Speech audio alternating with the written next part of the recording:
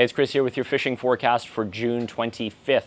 It's been a hot one. There's no getting around that. Last weekend was brutally hot, but there is definitely opportunity out there, and we have some much nicer looking weather coming this weekend. So the temperatures from the last couple of days, don't let that deter you from getting out there. What we would say is that looking at temperature readings on our trout rivers, things are getting steamy hot. So definitely avoid fishing any of our freestone rivers like the Credit, the Upper Beaver, the Nottawasaga, any of those.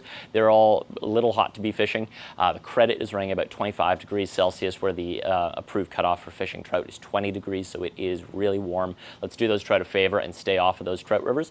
The exception is the Grand River, which is still coming out of Shan Dam at acceptable levels. That river will start warming up pretty quickly as it flows downstream, though, so if you're going to fish the Grand, definitely focus your efforts above Fergus and the very upper reaches of that river, and you should have some cool water that you can play with. With that said, though, it is, we had bass opener in zone 17 and a couple other places this past weekend, and it is bass opener almost everywhere else this weekend. So tons of opportunities to get out there for some warm water fishing. Looks to be setting up like a great weekend for it. Looking at bass, those fish, they're going to be fairly shallow, generally speaking, coming off the spawn. Look for shallower, kind of weedier areas for the most part. If you're getting out there, topwaters can work great this time of year. It's prime frog season.